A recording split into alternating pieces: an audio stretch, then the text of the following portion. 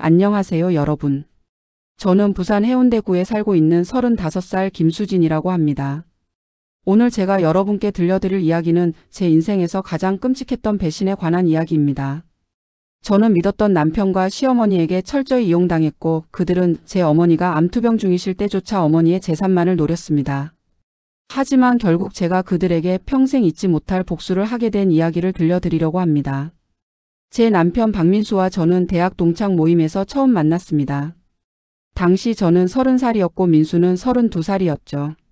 민수는 중견 제약회사에서 마케팅팀 과장으로 일하고 있었고 저는 외국계 화장품 회사에서 브랜드 매니저로 근무하고 있었습니다.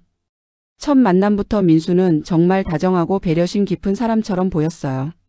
데이트할 때마다 제 말을 경청해주고 작은 것 하나하나 신경 써주는 모습에 저는 점점 그에게 끌리게 되었습니다. 교제를 시작한 지 1년쯤 되었을 때 민수가 청혼을 했습니다. 한강공원에서 석양을 바라보며 무릎을 꿇고 반지를 내밀던 그의 모습이 아직도 선명합니다. 물론 그때는 그게 진심이라고 믿었죠. 하지만 주변에서는 제게 아깝다는 말을 하는 사람들이 꽤 있었습니다. 경제적인 면에서 민수네 집이 저희 집보다 형편이 좋지 않았거든요. 저희 아버지는 제가 고등학교 2학년 때 교통사고로 돌아가셨습니다. 아버지는 부산에서 작은 무역회사를 운영하셨는데 회사 규모는 크지 않았지만 성실하게 일하셔서 꽤 괜찮은 재산을 모으셨어요. 아파트 2채와 상가 하나 그리고 적지 않은 예금이 있었습니다. 아버지가 돌아가신 후 어머니는 그 재산을 잘 관리하시며 저를 키워주셨죠. 어머니 앞으로 나오는 상가 월세 수입도 있었고 아버지가 들어두신 보험금도 있어서 생활하는 데는 큰 어려움이 없었습니다. 반면 민수네 집은 시아버지가 민수가 대학교 1학년 때 간암으로 돌아가셨다고 들었습니다. 시아버지는 공장 노동자셨는데 술을 많이 드시다가 간이 나빠지셨다고 해요. 시아버지가 돌아가신 후 시어머니 혼자서 민수와 민수 여동생을 키우느라 정말 고생하셨다고 했습니다. 시어머니는 식당에서 주방 보조로 일하시며 두 남매를 대학까지 보내셨어요. 그래서 민수네는 빌라에서 전세로 살고 계셨고 딱히 재산이라고 할 만한 게 없었습니다. 하지만 저는 그런 걸 전혀 신경 쓰지 않았어요. 사람이 가진 재산보다는 그 사람의 인품이 더 중요하다고 생각했으니까요. 제 어머니도 마찬가지였습니다. 어머니는 항상 말씀하셨죠. 돈은 있으면 좋지만 사람 됨됨이가 바르고 성실하면 그게 진짜 재산이라고요. 그래서 어머니도 민수와의 결혼을 흔쾌히 허락해 주셨습니다. 결혼을 준비하면서 시어머니를 여러 번 뵙게 되었는데 처음에는 정말 좋으신 분 같았어요. 저를 보실 때마다 손을 꼭 잡으시며 말씀하셨습니다. 수진아, 내가 우리 민수한테 시집와줘서 정말 고맙다. 너처럼 착하고 예쁜 며느리를 얻게 되어서 내가 복 받은 것 같구나. 내가 딸처럼 느껴진다. 앞으로 우리 정말 친하게 지내자. 그 말을 들을 때마다 저는 정말 좋은 시어머니를 만난 것 같아서 행복했습니다. 결혼식은 부산의 한 호텔에서 소박하게 치렀습니다. 하객은 100명 정도였고 신혼여행은 유럽으로 2주간 다녀왔어요. 민수는 신혼여행 내내 저를 정말 잘 챙겨줬습니다. 무거운 짐은 다 들어주고 제가 가고 싶다는 곳은 어디든 함께 가주었죠. 그때는 정말 행복했습니다. 이 사람과 함께라면 평생 행복할 것 같았어요. 신혼집은 제 어머니가 결혼 선물로 해주신 해운대의 30평대 아파트였습니다. 어머니는 결혼 전부터 그 아파트를 제 명의로 해두셨어요. 딸이 결혼해도 본인 명의의 집이 있어야 든든하다면서요. 민수는 처음에는 장모님께 이렇게 큰 선물을 받아도 되는지 걱정했지만 어머니가 딸 잘 보살펴달라고 웃으며 말씀하시자 감사하다고 인사를 드렸습니다. 지금 생각하면 그때 민수의 눈빛이 조금 이상했던 것 같아요. 뭔가 계산하는 듯한 눈빛이었달까요? 결혼 후 1년 정도는 정말 평화로웠습니다. 민수는 회사 일로 바쁘긴 했지만 주말이면 꼭 저와 데이트를 했어요. 영화도 보러 가고 맛있는 음식도 먹으러 다녔죠. 시어머니도 한 달에 한두 번 정도 저희 집에 오셔서 밥을 해주시거나 같이 저녁을 드셨는데 그때마다 저를 정말 친딸처럼 대해주셨습니다. 제 친구들도 저를 부러워했어요. 남편도 좋고 시어머니도 좋고 집도 있고 정말 완벽한 결혼 생활이라고들 했습니다. 하지만 그 평화는 결혼 2년차가 되던 해 가을에 산산조각이 나고 맙니다. 그날은 토요일이었어요. 민수와 저는 주말에 대형마트에 가서 장을 보기로 했습니다.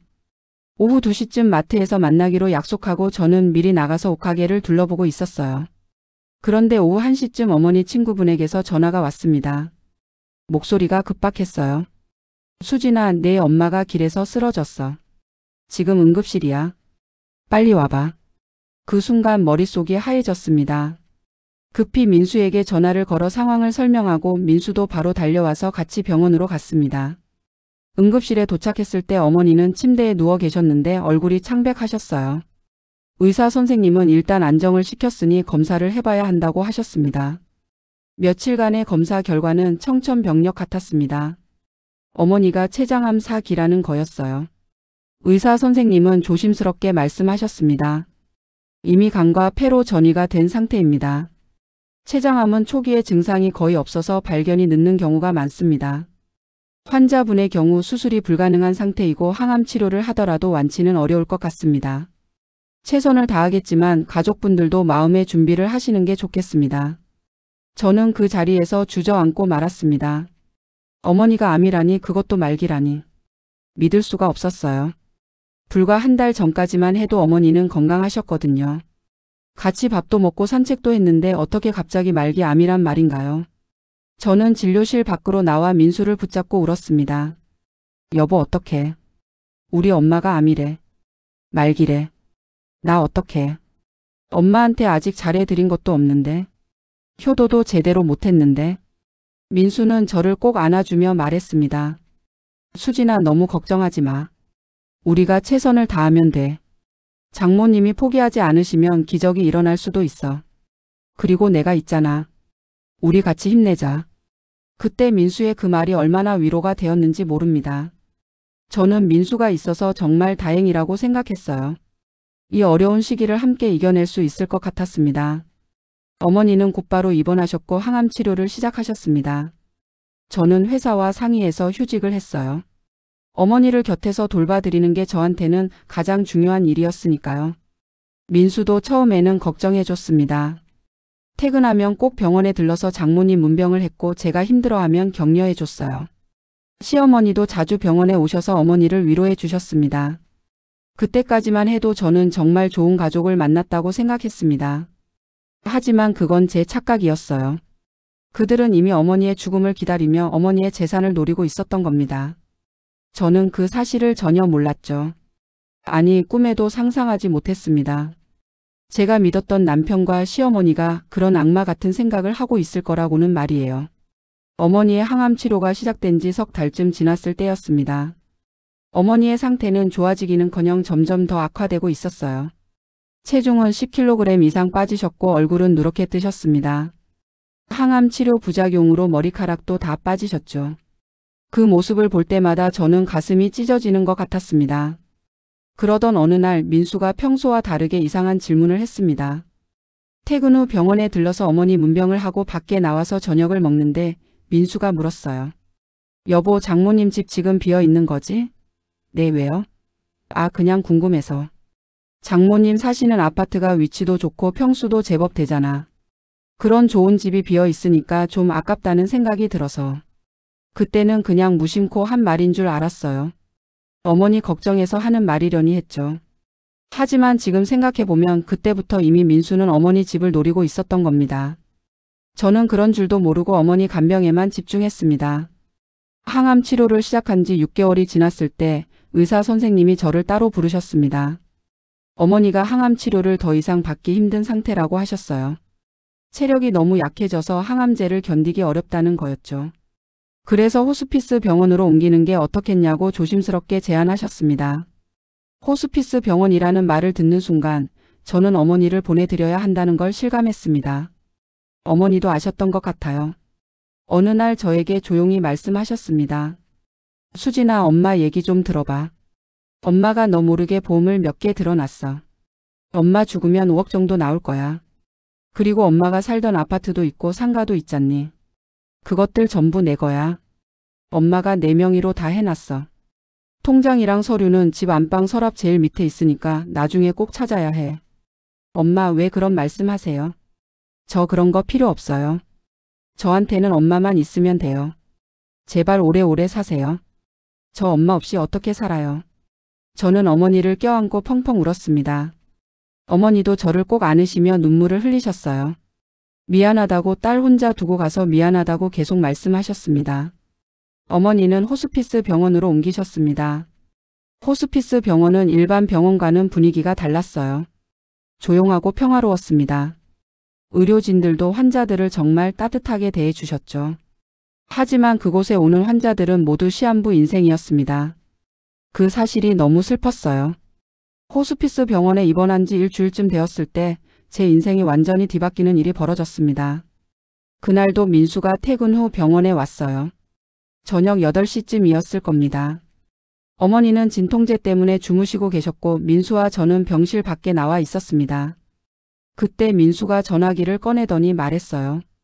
여보, 미안한데 나 잠깐 엄마한테 전화 좀 해야 할 것 같아. 엄마가 요즘 허리가 아프다고 하셔서 걱정돼서. 그래, 어서 전화해. 민수는 병원 비상계단 쪽으로 걸어갔습니다. 저는 병실로 들어가려다가 문득 시어머니 안부가 궁금해졌어요.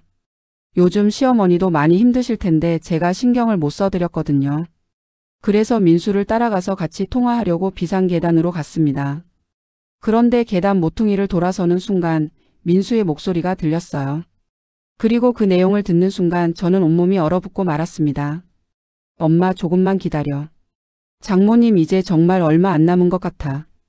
의사 선생님이 길어야 두어 달이라고 하시더라고. 그러면 장모님 집이랑 보험금 전부 우리 거야. 엄마, 내가 저번에 말했잖아. 장모님 집 엄마 드릴 거라고. 위치도 좋고 평수도 40평이나 되는 좋은 아파트야. 엄마 그 집에서 떵떵거리며 사시면 돼. 그리고 내가 우연히 들었는데 장모님 보험금이 5억이나 된대. 5억이야 엄마. 그 돈으로 나 사업할 거야. 회사 생활은 이제 지긋지긋해. 내 친구 중에 회사 관두고 사업해서 대박난 놈 있잖아.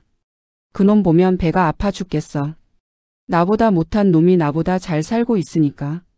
나도 이번 기회에 한번 크게 해볼 거야. 엄마 걱정하지 마. 내가 성공해서 엄마 꼭 호강시켜 줄게. 그리고 장모님 상가도 있다며? 그것도 월세 수입 꽤 괜찮을 거야. 우리 이제 잘 살 수 있어 엄마.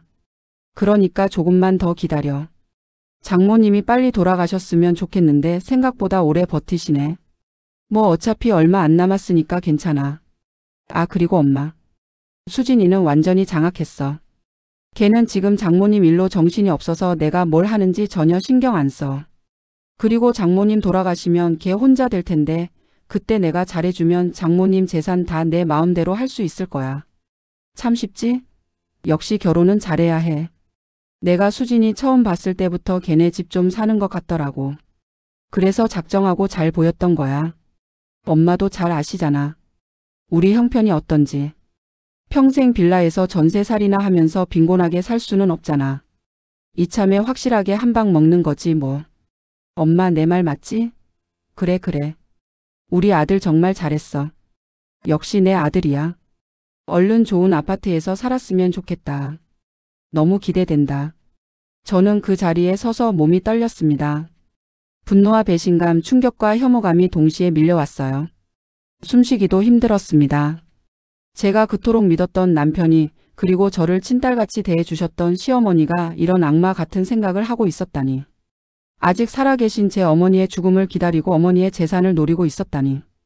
저는 그 자리에서 바로 튀어나가서 민수를 추궁하고 싶었습니다. 하지만 참았어요. 지금 당장 문제를 일으키면 어머니가 충격을 받으실 수 있었거든요. 어머니는 지금 너무 약하신 상태였습니다. 혹시라도 이 사실을 아시고 충격을 받으시면 더 빨리 돌아가실 수도 있었어요. 그래서 저는 꾹 참기로 했습니다. 일단 어머니가 편안히 마지막을 맞이하실 수 있도록 돕고 그 후에 민수와 시어머니에게 제대로 복수하기로 마음먹었습니다. 저는 아무 일 없었다는 듯이 민수 앞에 나타났습니다. 여보, 통화 끝났어? 어머니 괜찮으시대? 응, 괜찮으시대. 그냥 약 좀 드시면 나아질 것 같아. 민수는 태연하게 거짓말을 했습니다. 저를 보며 웃기까지 했어요. 그 웃는 얼굴이 너무 역겨웠습니다. 그날 이후로 저는 민수와 시어머니를 다른 눈으로 보게 되었습니다. 겉으로는 어머니를 걱정하는 척하면서 속으로는 어머니가 빨리 돌아가시기를 바라는 그 위선적인 모습이 너무나 혐오스러웠어요. 특히 시어머니가 병원에 오셔서 어머니 손을 잡으며 장모님 힘내세요. 우리가 있잖아요라고 말씀하실 때마다 속이 뒤집혔습니다. 민수는 그 후로도 계속 제게 이상한 말을 했습니다. 어느 날은 이렇게 말했어요. 여보, 장모님 집 말인데 우리 엄마 드리면 어떨까? 엄마가 평생 빌라에서 사셨잖아. 이제 나이도 드셨는데 좋은 아파트에서 편하게 사시게 해드리고 싶어. 장모님도 어차피 병원에만 계실 거고. 저는 그 말을 듣고 정말 화가 났지만 꾹 참고 대답했습니다. 아직 우리 엄마 살아 계신데 그런 말 하지 마. 엄마 기분 나쁘시면 어떡해. 민수는 그 후로는 노골적으로 그런 말을 하지 않았지만 눈빛만 봐도 알 수 있었어요. 어머니가 빨리 돌아가시기를 기다리고 있다는 걸 말이죠. 어머니는 호스피스 병원에서 2달을 보내신 후 결국 깊은 잠에 빠지셨습니다. 그리고 3일 후 다시는 깨어나지 못하셨어요. 57세의 나이에 너무 일찍 세상을 떠나신 겁니다. 장례식은 3일장으로 치렀습니다. 어머니 친구분들과 친척들이 오셔서 조문을 해주셨어요. 민수와 시어머니도 상주처럼 열심히 조문객을 맞이했습니다. 슬픈 척하면서요. 그 모습을 보는 게 너무 괴로웠습니다. 장례를 마치고 어머니 집에 갔을 때 저는 어머니가 말씀하신 서류를 찾았습니다. 안방 서랍 제일 밑에 봉투가 있었어요. 그 안에는 보험 증서와 아파트 등기부등본 상가 서류가 들어 있었습니다. 모두 제 명의로 되어 있었어요. 어머니가 미리 정리해 두신 거였죠. 그 서류들을 보면서 저는 또 한 번 울었습니다. 어머니가 제게 남겨주신 마지막 선물이었습니다. 장례를 마치고 일주일쯤 지났을 때 저는 제시도스 계속 몸살을 심하게 앓게 되었습니다. 어머니를 보내드린 충격과 슬픔, 그리고 민수와 시어머니에 대한 분노가 겹쳐서 몸이 완전히 무너진 거였어요. 고열에 시달리며 사흘을 꼼짝 못하고 누워 있었습니다. 민수는 겉으로는 걱정하는 척했지만 저는 그의 진심이 아니라는 걸 알고 있었죠. 몸이 조금 나아진 후 저는 어머니 집에 가서 짐을 정리하기로 했습니다. 어머니의 옷가지들과 물건들을 정리해야 했거든요. 그런데 어머니 집 앞에 도착해서 현관문 비밀번호를 누르는데 문이 열리지 않는 겁니다. 이상하다 싶어서 몇 번을 다시 눌러봤지만 계속 틀렸다는 소리만 났어요.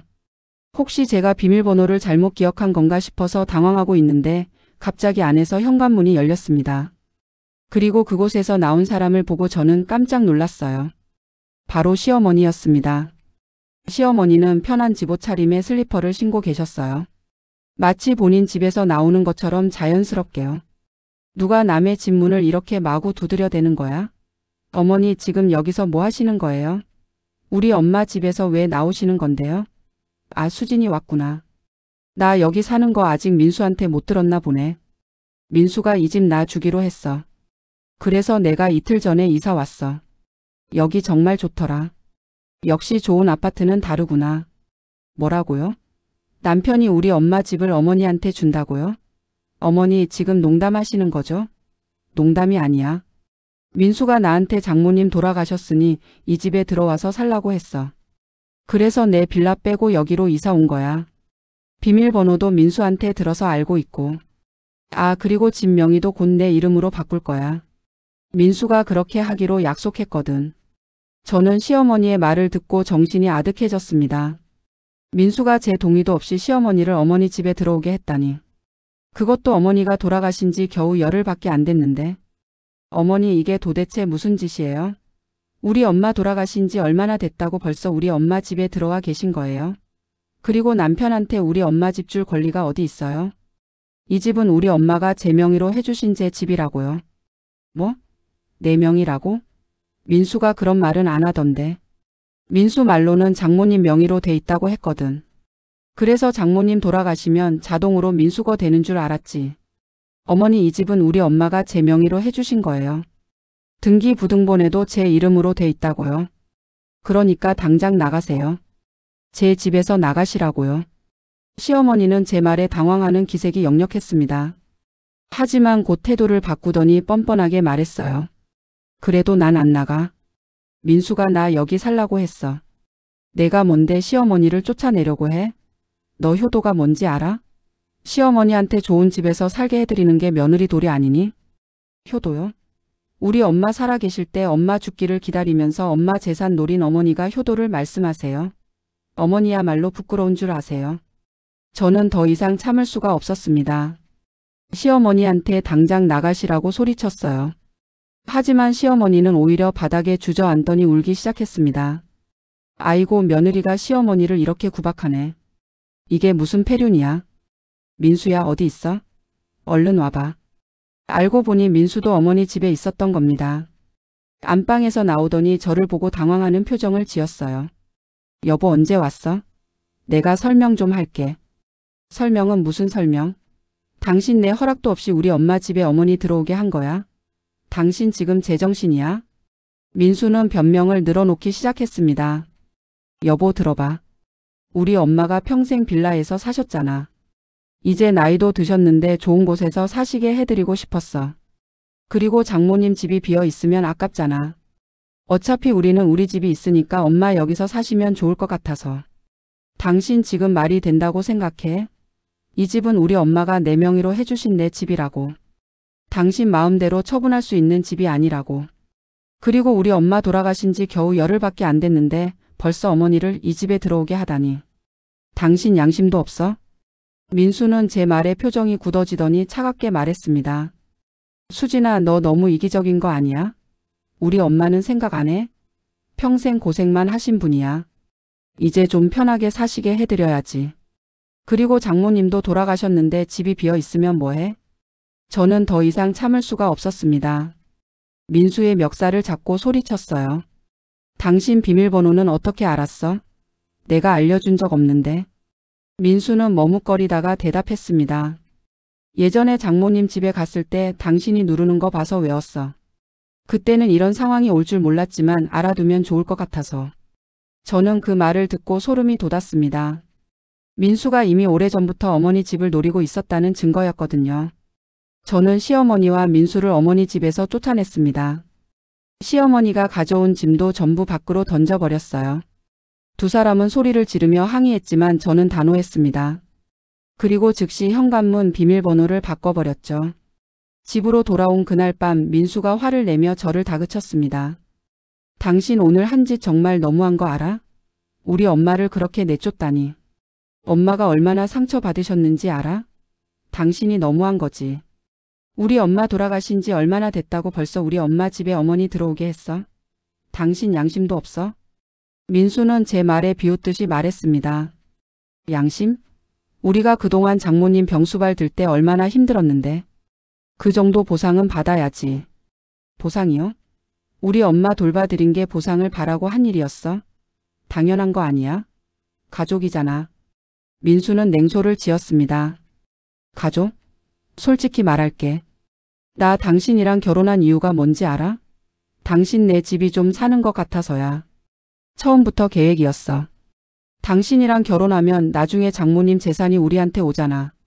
나 원래부터 그게 목적이었다고. 그 순간 저는 민수라는 사람이 완전히 낯설게 느껴졌습니다. 제가 사랑했던 사람이 이런 악마 같은 인간이었다니. 하지만 저는 이미 각오를 한 상태였습니다. 어머니가 돌아가시기 전부터 이혼을 준비하고 있었거든요. 좋아.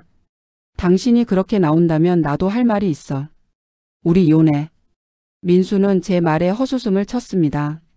이혼? 당신이 감히 나한테 이혼하자고? 당신 지금 직장도 없잖아.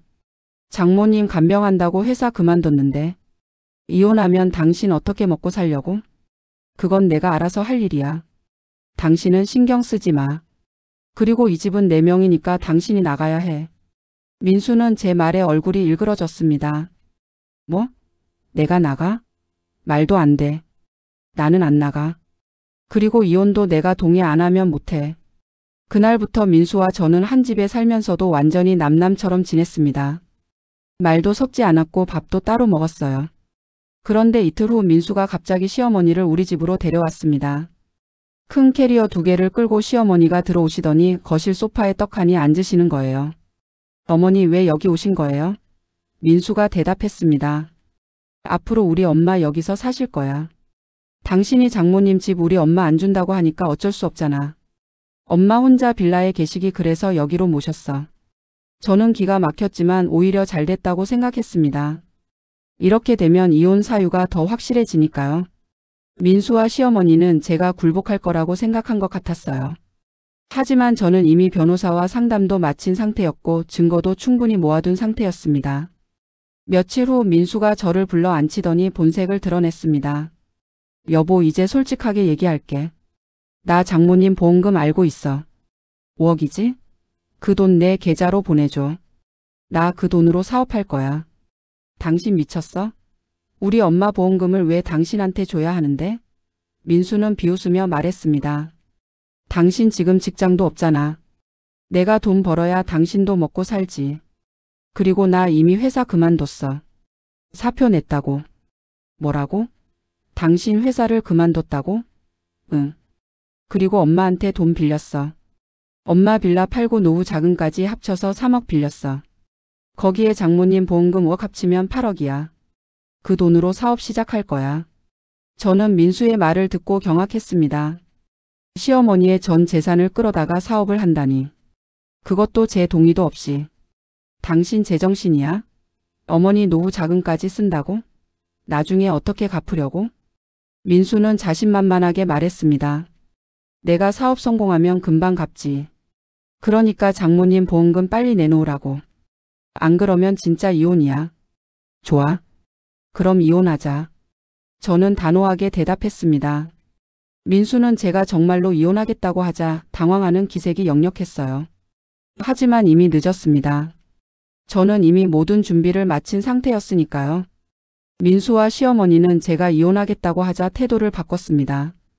처음에는 위협하더니 나중에는 회유하려고 했어요. 시어머니가 저를 붙잡고 말했습니다. 수진아, 우리가 잘못했어. 다시 생각해보자. 우리 이렇게 좋게 지내던 사이잖아. 그동안의 정을 생각해서라도 한 번만 용서해줘. 하지만 저는 단호했습니다.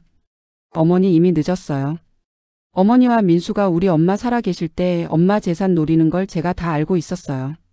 그때부터 이미 끝난 거예요. 시어머니는 제 말에 얼굴이 새하얘졌습니다. 너 그걸 알고 있었어? 네, 다 알고 있었어요. 민수가 병원 비상계단에서 어머니한테 전화하는 거 다 들었어요. 우리 엄마 빨리 죽기를 기다리면서 엄마 집이랑 보험금 노리는 거 다 들었다고요. 민수는 당황한 표정으로 말했습니다. 그럼 당신 그동안 다 알면서도 모르는 척한 거야? 네, 맞아요. 우리 엄마 살아계실 때는 엄마가 충격받으실까봐 참았어요. 하지만 이제는 참을 이유가 없죠. 하지만 저는 당장 이혼을 진행하지 않았습니다. 민수와 시어머니가 어떤 짓을 더 벌일지 지켜보기로 했어요. 그리고 그들의 죄를 더 확실하게 만들기 위해서였습니다. 저는 겉으로는 민수의 말을 들어주는 척했어요. 알았어. 당신이 원하는 대로 해줄게. 조금만 시간을 줘. 준비할 게 있어서. 민수는 제 말에 안심한 듯 했습니다. 정말? 장모님 집도 우리 엄마 주고 보험금도 내 계좌로 보내줄 거야? 응, 그렇게 할게. 조금만 기다려. 그 후 석 달 동안 저는 철저하게 이혼을 준비했습니다. 변호사와 여러 번 상담을 했고 민수와 시어머니의 대화를 녹음하고 증거를 수집했어요. 민수가 병원에서 시어머니와 통화하던 내용도 녹음해뒀고 시어머니가 어머니 집에 무단으로 들어간 것도 증거로 남겼습니다. 그러던 중 민수의 상태가 이상해지기 시작했습니다. 어느 날 저한테 조심스럽게 말을 꺼내더라고요. 여보, 나 사업 말인데 다시 생각해보니까 너무 무리인 것 같아. 그냥 다시 취직할까봐. 갑자기 왜 그래? 당신 사업한다고 회사까지 그만뒀잖아. 그게 그냥 사업이 생각보다 어려워서. 나한테 안 맞는 것 같아. 민수는 초조한 표정을 지었습니다. 뭔가 잘못되고 있다는 느낌이 들었어요. 며칠 후 민수가 다급하게 저를 다그쳤습니다. 장모님 보험금 언제 나와? 빨리 좀 처리해줘. 왜 이렇게 급해? 무슨 일 있어? 아니, 그냥 빨리 사업 시작하고 싶어서. 저는 민수의 태도에서 뭔가 심상치 않다는 걸 느꼈습니다. 그래서 민수 친구에게 몰래 연락을 했어요. 민수가 정말로 사업을 준비하고 있는지 확인하고 싶었거든요. 그런데 친구한테 들은 이야기는 충격적이었습니다. 민수가 사업은 무슨 사업을 해요? 가상화폐에 투자한다고 돈을 전부 날렸어요. 사기를 당한 거죠. 지금 완전히 멘붕 상태예요. 임대한 사무실만 덩그러니 남았고 돈은 한 푼도 없대요. 저는 그 말을 듣고 웃음이 나왔습니다. 시어머니의 전 재산을 날려버렸다니. 이제 민수와 시어머니한테 제대로 복수할 때가 온 거예요. 저는 민수와 시어머니를 집이 아닌 카페로 불러냈습니다. 혹시 모를 위험에 대비해서 공공장소에서 만나기로 한 거였죠. 약속 당일 카페에 들어서자 민수와 시어머니가 저를 기다리고 있었습니다. 시어머니가 저를 보자마자 다그쳤어요. 수진아, 너 도대체 언제까지 우리를 기다리게 할 거야? 장모님 집이랑 보험금 얘기 확실하게 해야겠어. 네, 그 얘기 하려고 불렀어요. 저 어머니한테 우리 엄마 집 줄 생각 없어요. 그리고 우리 엄마 보험금도 민수한테 줄 생각 없고요. 왜냐하면 저 오늘 민수한테 이혼하자고 말하려고 불렀거든요. 시어머니와 민수는 제 말에 얼굴이 굳어졌습니다. 뭐라고? 이혼? 네, 이혼이요. 저 민수랑 더 이상 못 살겠어요. 그러니까 이혼합시다. 민수가 소리쳤습니다. 당신 지금 장난해? 당신 이혼하면 어떻게 살려고? 직장도 없잖아. 그건 제가 알아서 할 일이죠. 그리고 어머니, 제가 어머니한테 선물 하나 준비했어요. 저는 가방에서 요양원 팸플릿을 꺼냈습니다. 이거요? 어머니 들어가실 요양원이에요. 민수한테 전 재산 다 빌려주셨잖아요. 이제 갈 곳도 없으실 테니까 제가 알아봐 드렸어요. 시어머니는 팸플릿을 보더니 얼굴이 새빨개졌습니다. 너 지금 나보고 요양원에 가라고? 멀쩡한 사람을? 네, 어머니 집도 팔았고 돈도 없으시잖아요. 제가 민수랑 이혼하면 저희 집에도 못 사시는 거고요. 그럼 갈 곳이 없으시잖아요. 민수가 제 말을 가로막았습니다. 여보, 당신 지금 미쳤어? 우리 엄마가 왜 요양원에 가야 해? 그리고 장모님 집이랑 보험금은 어떻게 되는 거야? 당신 나한테 준다고 했잖아. 저는 냉소를 지으며 대답했습니다. 내가 언제 우리 엄마 집이랑 보험금 준다고 했어? 당신이 안 주면 이혼이라고 해서 내가 그래, 이혼하자고 한 거지. 준다고는 안 했거든. 민수는 제 말에 얼어붙었습니다. 당신 지금까지 나 속인 거야? 응, 맞아. 당신들이 우리 엄마 속인 것처럼 나도 당신들 속인 거지. 공평하잖아. 그리고 어머니 혹시 아세요? 민수가 어머니한테 빌린 돈 전부 날렸어요. 사기당해서요. 시어머니는 제 말에 경악한 표정을 지었습니다. 뭐라고? 민수야, 그게 사실이야? 민수는 고개를 숙였습니다. 엄마 미안해. 내가 가상화폐에 투자했다가 사기를 당했어. 돈이 한 푼도 안 남았어. 시어머니는 민수한테 달려들어 멱살을 잡았습니다. 이 나쁜 놈아. 그게 무슨 돈인데? 내 평생 모은 돈이야. 너 나랑 같이 죽자. 저는 그 모습을 보며 씁쓸하게 웃었습니다. 욕심이 부른 결과였죠. 저는 자리에서 일어났습니다. 어머니, 민수 이제 다시는 안 볼 겁니다. 참, 그리고 우리 엄마랑 제가 병원에서 보험금 얘기하는 거 민수가 몰래 엿들은 것도 다 증거로 남겨뒀어요. 이혼 소송에서 전부 제출할 거예요. 위자료도 제대로 받을 겁니다. 민수와 시어머니는 제 말에 얼굴이 하얗게 질렸습니다. 저는 카페를 나왔고 뒤에서 그들이 우는 소리가 들렸어요. 하지만 저는 돌아보지 않았습니다. 카페를 나온 저는 곧바로 변호사 사무실로 향했습니다. 이미 준비해둔 이혼 소송 서류를 제출하기 위해서였죠. 변호사는 제가 모아둔 증거들을 보고 고개를 끄덕였습니다. 이 정도면 충분합니다. 배우자와 시어머니가 고인의 재산을 노리고 고인의 사망을 기다린 정황이 명백하니까요. 게다가 부인 동의 없이 시어머니를 고인의 집에 들어가게 한 것도 문제가 됩니다. 위자료는 충분히 받으실 수 있을 겁니다. 저는 변호사의 말에 안도의 한숨을 쉬었습니다. 드디어 제대로 된 복수를 할 수 있게 된 거예요. 변호사는 계속해서 설명했습니다. 그리고 부인 명의로 된 아파트는 당연히 부인 재산이니까 재산 분할 대상이 아닙니다. 결제 시도스 계속혼 기간도 2년 정도로 짧고 혼인 중 형성된 공동 재산이 거의 없으니까 재산 분할 문제는 크지 않을 겁니다. 다만 위자료는 상대방의 잘못이 명백하니 상당한 금액을 청구할 수 있습니다. 소송 준비를 하는 동안 저는 집으로 돌아가지 않았습니다. 어머니 집에서 지내면서 소송에 필요한 자료들을 더 꼼꼼히 정리했어요. 민수한테서는 수없이 전화가 왔지만 전부 무시했습니다. 문자 메시지도 수십 통 왔어요. 여보 미안해. 다시 한 번만 기회를 줘. 내가 잘못했어. 제발 이혼은 하지 말자. 하지만 저는 그 어떤 메시지에도 답하지 않았습니다. 일주일쯤 지났을 때 시어머니한테서도 연락이 왔습니다. 수진아, 제발 우리 아들이랑 이혼하지 마. 내가 잘못했어. 내가 욕심이 과했어. 다 내 잘못이야. 우리 아들만은 용서해줘. 하지만 저는 시어머니의 말에도 전혀 마음이 움직이지 않았습니다. 이미 너무 많은 선을 넘었고 용서할 수 없는 짓을 했으니까요. 이혼 소송은 생각보다 빨리 진행되었습니다. 제가 가지고 있던 증거들이 워낙 명확했거든요.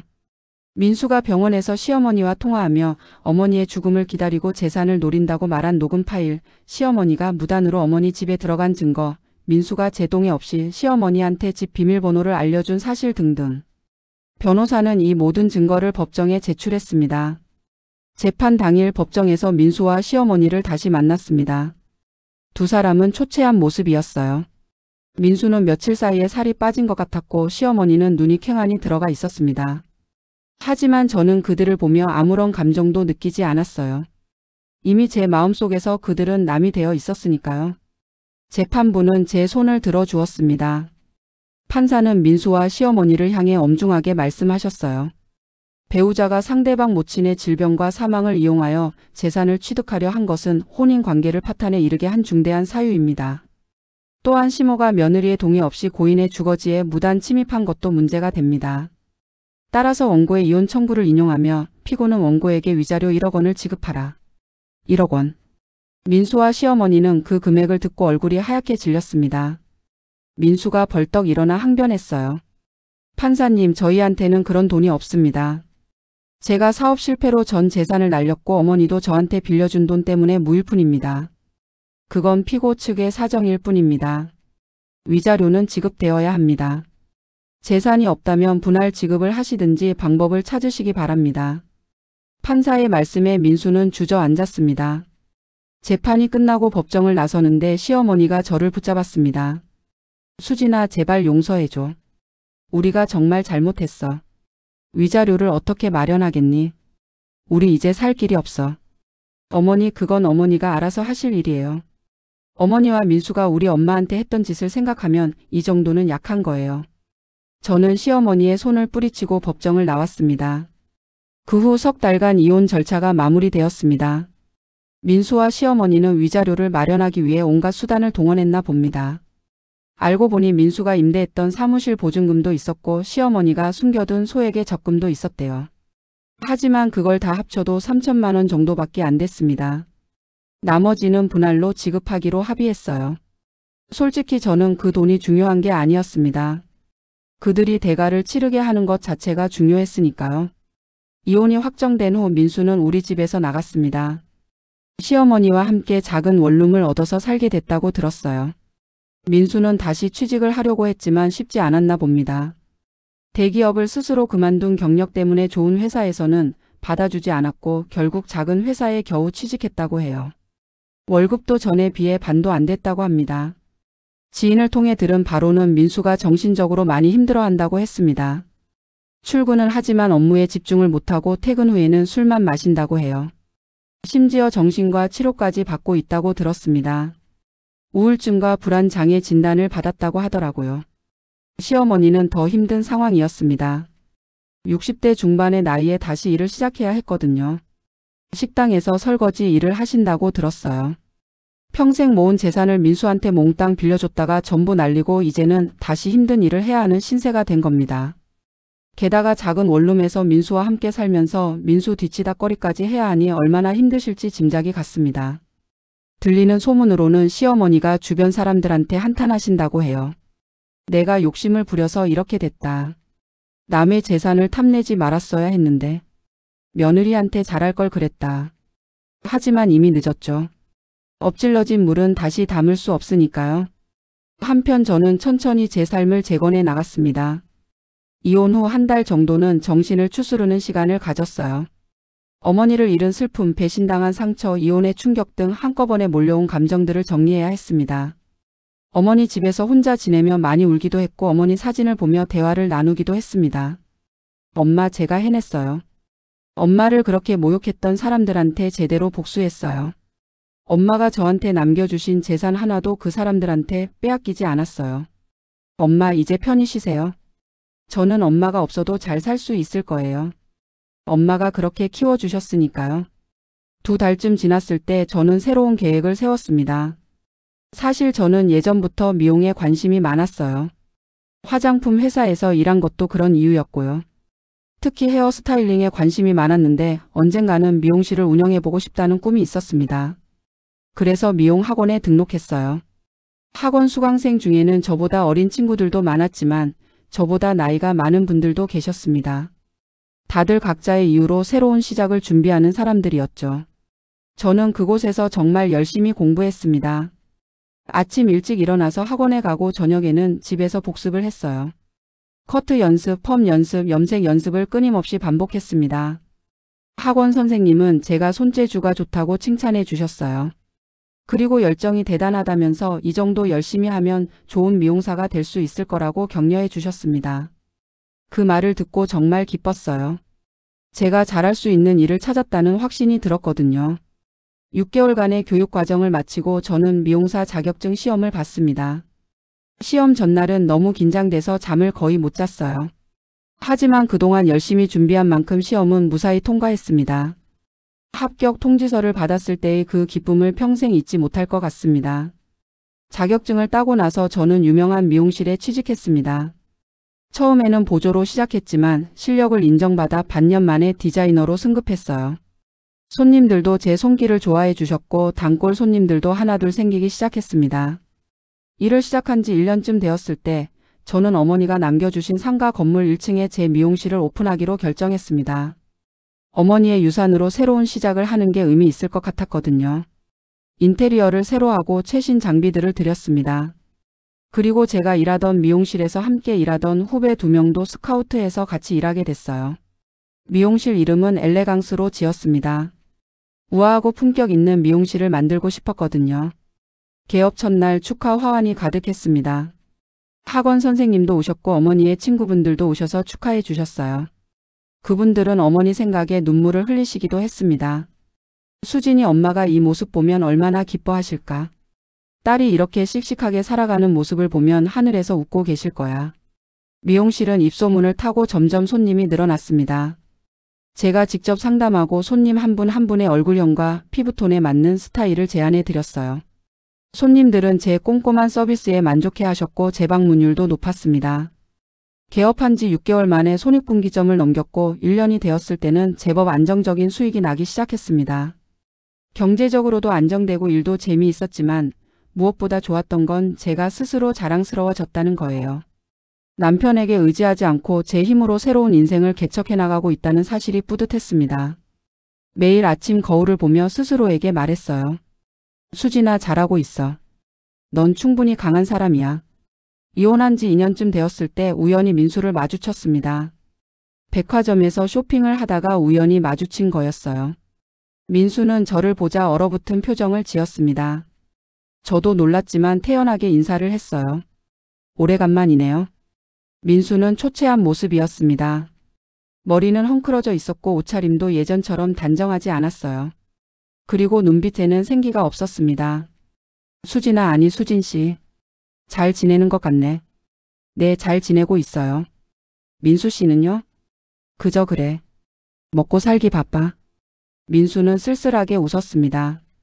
그러다가 조심스럽게 말을 꺼냈어요. 수진씨, 나 정말 미안해. 내가 정말 잘못했어. 돌이킬 수 없는 잘못을 저질렀다는 거 알아. 후회하고 있어. 매일매일. 저는 민수의 말을 듣고 잠시 생각했습니다. 예전 같았으면 화가 났을 텐데 이제는 아무 감정도 느껴지지 않았어요. 그저 안타까운 마음만 들었습니다. 민수 씨, 후회해도 이미 늦었어요. 저는 이미 다 잊었고 새로운 인생을 살고 있어요. 민수 씨도 이제 저를 잊고 민수 씨 인생을 사세요. 민수는 고개를 끄덕였습니다. 그래, 내 말이 맞아. 그럼 잘 지내. 민수는 돌아서서 걸어갔습니다. 그 뒷모습을 보며 저는 생각했어요. 욕심이 사람을 어떻게 망가뜨리는지 보여주는 산증인이구나. 만약 민수가 욕심을 부리지 않고 저와 진심으로 행복한 가정을 꾸렸다면 지금쯤 우리는 화목하게 살고 있었을 거예요. 하지만 그는 탐욕을 선택했고 그 대가를 치르고 있는 겁니다. 그로부터 또 1년이 지났습니다.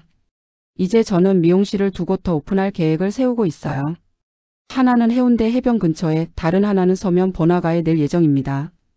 어머니가 남겨주신 유산을 잘 활용해서 사업을 확장하는 거죠. 어머니가 보시면 분명 기뻐하실 거라고 생각합니다. 요즘은 개인적인 삶도 충실합니다. 미용 학원에서 만난 친구들과 정기적으로 만나서 정보도 교환하고 새로운 기술도 함께 공부해요. 주말에는 요가나 필라테스를 하며 건강도 챙기고 있습니다. 가끔은 여행도 다녀요. 혼자서도 충분히 행복할 수 있다는 걸 깨달았습니다. 최근에는 미용 관련 유튜브 채널도 시작했어요. 집에서 할 수 있는 간단한 헤어 스타일링 방법이나 두피 관리법 같은 걸 알려주는 채널이에요. 구독자가 벌써 5만 명이 넘었습니다. 댓글로 감사하다는 말을 해주시는 분들을 보면 정말 뿌듯해요. 어느 날 밤 어머니 사진 앞에 앉아서 혼잣말을 했습니다. 엄마, 저 이제 정말 괜찮아요. 처음에는 엄마 없이 어떻게 살아갈지 막막했는데 이제는 혼자서도 잘 살 수 있어요. 엄마가 저한테 남겨주신 건 재산만이 아니었어요. 강하게 사는 법, 당당하게 사는 법, 포기하지 않는 법을 가르쳐 주셨잖아요. 그게 진짜 유산이었던 것 같아요. 저는 가끔 생각합니다. 만약 민수와 시어머니가 욕심을 부리지 않았다면 어땠을까? 만약 그들이 진심으로 저와 어머니를 가족으로 대해줬다면 어땠을까? 아마 우리는 지금도 행복하게 살고 있었을 거예요. 어머니가 돌아가신 후에도 서로 위로하며 슬픔을 나눴을 것이고 저도 그들과 함께 새로운 가정을 꾸려나갔을 거예요. 하지만 그들은 탐욕을 선택했습니다. 아직 살아계신 어머니의 죽음을 기다렸고 어머니의 재산만을 노렸죠. 그 결과 그들은 모든 걸 잃었습니다. 시어머니는 평생 모은 재산을 잃었고 민수는 좋은 직장과 가정 그리고 정신 건강까지 잃었습니다. 자업자득이라고 할 수밖에 없죠. 반면 저는 비록 힘든 시간을 겪었지만 그 과정에서 더 강한 사람으로 성장했습니다. 혼자서도 충분히 행복할 수 있다는 것을 배웠고 제 능력으로 성공할 수 있다는 자신감을 얻었어요. 그리고 무엇보다 어머니의 사랑이 얼마나 소중했는지 깨달았습니다. 지금 제 나이 38입니다. 아직 젊고 앞으로 살아갈 날이 많이 남았어요. 언젠가는 좋은 사람을 만나 다시 사랑할 수도 있을 거예요. 하지만 그게 아니어도 괜찮습니다. 저는 이미 충분히 행복하니까요. 요즘 저는 자선 활동에도 관심을 갖고 있습니다. 특히 암 환자 가족들을 돕는 단체에 정기 후원을 시작했어요. 제가 어머니를 간병하며 얼마나 힘들었는지 알기 때문에 같은 상황에 있는 분들을 돕고 싶었습니다. 또한 호스피스 병원에도 후원을 하고 있어요. 어머니가 마지막 시간을 보내신 곳이니까요. 가끔 병원을 방문해서 환자분들과 보호자분들을 만나기도 합니다. 제 이야기를 들려드리면서 힘을 내시라고 격려해드려요. 사랑하는 사람을 떠나보내는 건 정말 힘든 일이지만 그 후에도 삶은 계속된다고. 그리고 우리는 남겨진 사람들의 몫까지 열심히 살아야 한다고 말씀드립니다. 최근에 어느 잡지에서 인터뷰 요청이 들어왔습니다. 30 중반의 미용업으로 성공한 사례를 다루는 기사를 쓴다면서요. 처음에는 거절하려고 했는데 제 이야기가 누군가에게 힘이 될 수 있다면 좋겠다는 생각이 들어서 수락했습니다. 인터뷰에서 기자가 물었습니다. 가장 힘들었던 순간이 언제였나요? 저는 잠시 생각하다가 대답했습니다. 어머니를 잃었을 때요. 그리고 믿었던 사람들한테 배신당했을 때요. 하지만 그 순간들이 저를 더 강하게 만들었어요. 지금의 저를 있게 한 거죠. 그럼 지금 가장 행복한 순간은 언제인가요? 매일매일이 행복해요. 아침에 일어나서 오늘도 제가 하고 싶은 일을 할 수 있다는 것, 그것만으로도 감사하고 행복합니다. 혹시 전 남편을 용서하셨나요? 저는 고개를 저었습니다. 용서와 망각은 다른 거예요. 저는 그 사람을 용서하지는 않았지만 이미 잊었어요. 제 인생에서 그는 더 이상 중요한 사람이 아니거든요. 그 인터뷰 기사가 나간 후 많은 분들이 저한테 연락을 주셨어요. 같은 상황을 겪었던 분들 혹은 지금 비슷한 어려움을 겪고 계신 분들이었습니다. 그분들께 제가 할 수 있는 조언을 해드렸어요. 포기하지 마세요. 힘들어도 견뎌내면 분명 더 나은 날이 올 거예요. 그리고 무엇보다 스스로를 믿으세요. 어느덧 계절이 바뀌어 가을이 왔습니다. 어머니가 가장 좋아하시던 계절이에요. 저는 어머니 산소에 가서 성묘를 했습니다. 묘비 앞에 앉아서 어머니께 말씀드렸어요. 엄마, 저 지금 정말 잘 살고 있어요. 엄마가 남겨주신 것들을 헛되이 쓰지 않고 잘 활용하고 있어요. 미용실도 잘 되고 있고 건강도 좋아요. 엄마 걱정 안 하셔도 돼요. 저는 충분히 강하니까요. 엄마가 그렇게 키워주셨잖아요. 그리고 엄마를 그렇게 모욕했던 사람들은 지금 제대로 벌을 받고 있어요. 욕심이 부른 결과를 똑똑히 보고 있죠. 하지만 저는 이제 그 사람들에게 아무런 감정도 없어요. 그저 제 인생을 잘 사는 것, 그게 엄마한테 해드릴 수 있는 최고의 효도라고 생각해요. 바람이 살랑 불어왔습니다. 마치 어머니가 대답해 주시는 것 같았어요. 잘했어, 우리 딸. 정말 잘하고 있어. 저는 눈물을 닦으며 일어섰습니다. 이제 저는 새로운 목표를 향해 나아갈 겁니다. 미용실 체인을 더 확장하고 나중에는 미용학원도 운영할 계획이에요. 제가 받은 도움을 다른 사람들에게도 돌려주고 싶습니다. 특히 어려운 상황에서 새로운 시작을 준비하는 분들을 도와주고 싶어요. 인생은 예측할 수 없습니다. 때로는 믿었던 사람들한테 배신당하기도 하고 사랑하는 사람을 잃기도 합니다. 하지만 그럼에도 불구하고 우리는 계속 살아가야 해요. 넘어져도 다시 일어나고 상처를 받아도 치유하고 다시 앞으로 나아가야 합니다. 제 이야기를 듣고 계신 여러분, 혹시 지금 힘든 시간을 보내고 제시도 속에 속 계신가요? 혹시 믿었던 사람에게 배신당해서 무너진 것 같으신가요? 아니면 소중한 사람을 잃고 앞이 보이지 않으신가요? 제가 감히 말씀드립니다. 포기하지 마세요. 지금은 어둡고 막막하더라도 반드시 빛이 보일 거예요. 저도 한때는 정말 모든 걸 포기하고 싶었습니다. 어머니를 잃고 남편에게 배신당하고 앞으로 어떻게 살아야 할지 막막했어요. 하지만 저는 포기하지 않았습니다. 한 걸음 한 걸음 앞으로 나아갔고 그 결과 지금의 제가 있습니다. 여러분도 할 수 있습니다. 지금 당장은 힘들고 어렵겠지만 시간이 지나면 분명 나아질 거예요. 그리고 그 과정에서 여러분은 더 강한 사람으로 성장할 겁니다. 저처럼요. 탐욕은 사람을 망칩니다. 민수와 시어머니가 그 산증인이에요. 그들은 눈앞의 이익에 눈이 멀어 정말 소중한 것들을 잃어버렸습니다.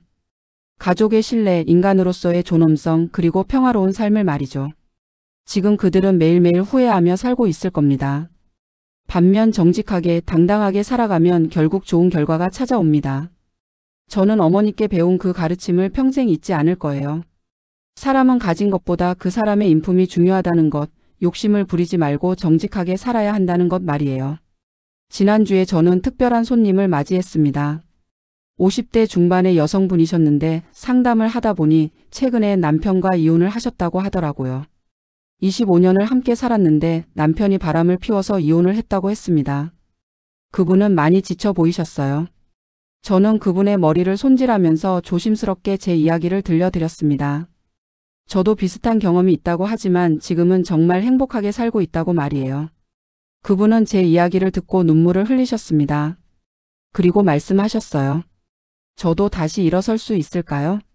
제 인생이 끝난 것 같아서 너무 무섭고 막막해요. 저는 그분의 손을 꼭 잡고 말했습니다. 물론이에요. 당신은 충분히 다시 시작할 수 있어요. 나이는 중요하지 않아요. 중요한 건 다시 시작하겠다는 의지예요. 저를 보세요. 저도 35에 모든 걸 잃고 다시 시작했어요. 지금 38이지만 제 인생에서 가장 행복한 시기를 보내고 있어요. 그분은 제 말을 듣고 조금씩 표정이 밝아지셨습니다. 헤어스타일을 바꾸고 거울을 보시더니 환하게 웃으셨어요. 정말 예뻐졌어요. 마치 새 사람이 된 것 같아요. 저는 웃으며 대답했습니다. 헤어스타일만 바뀐 게 아니에요. 마음가짐이 바뀐 거예요. 이제 당신의 새로운 인생이 시작되는 거예요. 그분은 제 미용실의 단골이 되셨습니다. 한 달에 한 번씩 오셔서 머리도 하시고 저와 이런저런 이야기도 나누세요. 최근에는 그분도 새로운 일을 시작하셨다고 합니다. 꽃집을 여셨대요. 평생 꽃을 좋아하셨는데 이제야 꿈을 이루셨다고 하시면서 정말 행복하다고 하셨습니다. 이렇게 제 경험이 누군가에게 힘이 되고 희망이 된다는 게 정말 감사합니다. 어머니, 제가 겪었던 그 힘든 시간들이 헛되지 않았어요. 그 경험으로 다른 사람들을 도울 수 있게 됐으니까요. 최근에 저는 또 하나의 새로운 도전을 시작했습니다. 책을 쓰기로 한 거예요. 제 경험담을 책으로 엮어서 비슷한 상황에 있는 분들에게 희망을 전하고 싶었습니다. 출판사와 계약도 했고 지금 열심히 원고를 쓰고 있어요. 책 제목은 다시 일어서다로 정했습니다. 넘어져도 다시 일어설 수 있다는 메시지를 담고 싶었거든요. 출판사 편집자님도 제 이야기에 큰 감동을 받으셨다며 분명 많은 분들에게 힘이 될 거라고 말씀하셨습니다. 책에는 제가 어머니를 간병하며 겪었던 일들, 남편과 시어머니의 배신, 그리고 이혼 후 새롭게 시작한 제 인생 이야기를 담을 예정입니다. 물론 민수와 시어머니의 실명은 사용하지 않고 가명으로 처리할 거예요. 복수가 목적이 아니라 교훈을 주는 게 목적이니까요. 어느 날 밤 원고를 쓰다가 문득 민수 생각이 났습니다. 그는 지금 어떻게 살고 있을까? 여전히 후회하며 살고 있을까? 아니면 새로운 삶을 찾았을까? 궁금하긴 했지만 알고 싶지는 않았습니다. 그는 이미 제 인생에서 사라진 사람이니까요. 대신 저는 앞으로의 제 인생에 대해 생각했습니다. 앞으로 5년 후, 10년 후 저는 어떤 모습일까? 아마도 미용실 체인이 더 확장되어 있을 거예요. 그리고 미용 학원도 운영하고 있을 것이고 어쩌면 화장품 브랜드도 론칭했을지 모르겠네요. 개인적으로는 어떨까요? 혹시 좋은 사람을 만나 재혼을 했을까요? 아니면 여전히 혼자 살면서 일에 집중하고 있을까요? 어느 쪽이든 상관없습니다. 중요한 건 제가 행복하다는 거니까요. 가끔 제 주변 사람들이 재혼 생각은 없냐고 물어보세요. 아직은 아니에요. 지금은 제 일에 집중하고 싶어요. 하지만 언젠가 정말 좋은 사람을 만난다면 그때는 다시 사랑할 수도 있을 것 같아요. 다만 이번에는 정말 신중하게 선택할 겁니다. 겉모습이나 조건이 아니라 그 사람의 진심을 보고 판단할 거예요. 민수와의 결혼이 제게 준 교훈이 있다면 사람을 볼 줄 아는 눈을 가져야 한다는 거예요. 민수는 처음부터 저희 집 재산을 노리고 접근했습니다. 하지만 저는 그걸 전혀 눈치채지 못했어요. 사랑에 눈이 멀어서 그의 본 모습을 보지 못한 거죠. 이제는 다릅니다. 저는 이제 사람의 겉모습이 아니라 내면을 볼 수 있게 되었어요. 그 사람이 어려운 상황에서 어떻게 행동하는지, 약자에게 어떻게 대하는지, 자신보다 못한 사람을 어떻게 바라보는지. 그런 것들이 그 사람의 진짜 모습을 보여준다는 걸 배웠습니다. 작년 겨울 저는 봉사활동을 나갔다가 한 남자를 만났습니다. 그는 대학 병원에서 소아과 의사로 일하고 있었는데 주말마다 무료 진료 봉사를 나온다고 했어요. 저도 그날 암환자 가족 지원 단체의 봉사활동으로 그곳에 있었고 우연히 그와 이야기를 나누게 되었습니다. 그는 정말 따뜻한 사람이었어요. 아픈 아이들을 대하는 모습이 너무 다정했고 부모님들과 이야기할 때도 진심으로 공감하고 위로해 주었습니다. 저희는 그 후로 몇 번 더 봉사활동장에서 마주쳤고 자연스럽게 친해졌습니다. 그는 제 사연을 듣고 정말 놀라워했어요. 그런 일을 겪고도 이렇게 긍정적으로 살아가는 게 대단하다고 했습니다. 저는 웃으며 대답했어요. 살다 보면 힘든 일도 생기는 거죠. 중요한 건 그 일에 매몰되지 않고 앞으로 나아가는 거라고 생각해요.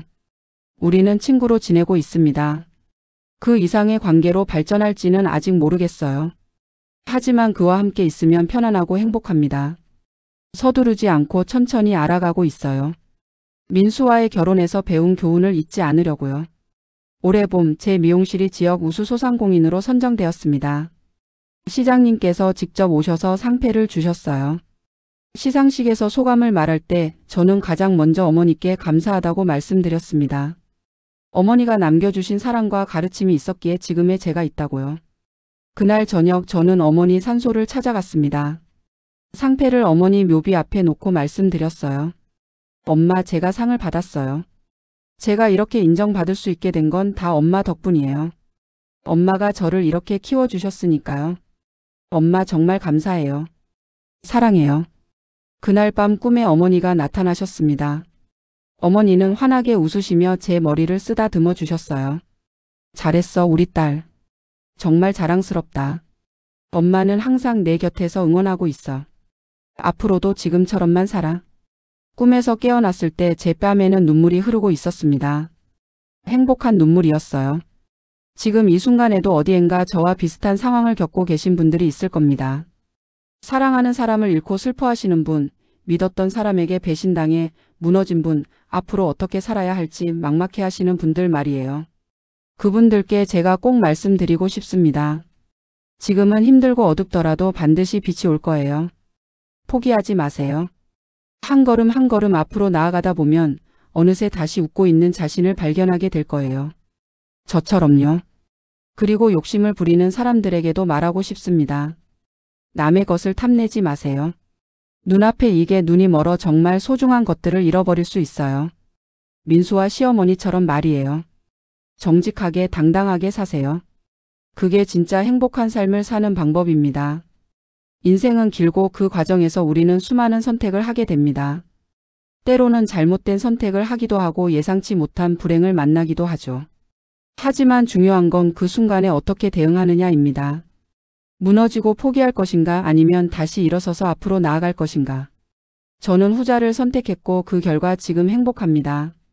여러분도 할 수 있습니다. 지금 당장은 어렵고 힘들더라도 계속 앞으로 나아가세요. 그러다 보면 어느새 목적지에 도착해 있을 겁니다. 마지막으로 하늘에 계신 우리 어머니께 다시 한번 감사와 사랑을 전합니다. 엄마, 딸이 이렇게 잘 살고 있어요. 엄마가 남겨주신 사랑과 가르침을 가슴에 품고 열심히 살고 있어요. 엄마 없이도 잘 살 수 있도록 저를 강하게 키워주셔서 감사해요. 평생 엄마를 잊지 않고 엄마가 자랑스러워할 딸로 살아갈게요. 사랑해요, 엄마. 그리고 이 이야기를 들어주신 여러분 정말 감사합니다. 제 이야기가 여러분에게 조금이나마 힘이 되었기를 바랍니다. 어려운 시기를 보내고 계신 분들 꼭 기억하세요. 당신은 혼자가 아니에요. 우리 모두 함께 이겨낼 수 있습니다. 여러분 모두 행복하시길 그리고 늘 건강하시길 진심으로 기원합니다. 감사합니다.